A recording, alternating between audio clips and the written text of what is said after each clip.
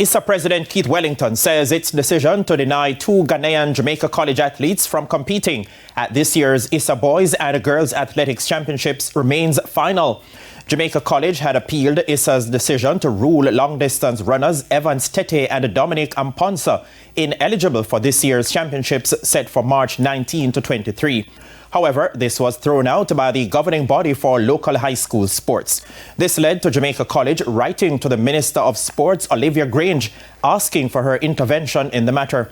But when TVJ Sports caught up with Wellington at the recent Champs launch earlier this week, he said ISSA will not be moved on its decision. It is where it was before JC wrote that final letter to us. They did write to us, and I think they would have shared it with the media.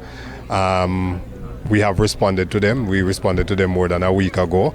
We have not heard anything since our response, but our position has not changed because we have decided, and we communicated that clearly to JC, that the rule is that you are not allowed to participate once you are registered in school after the 30th of September, and we decided that we would stick with the rules.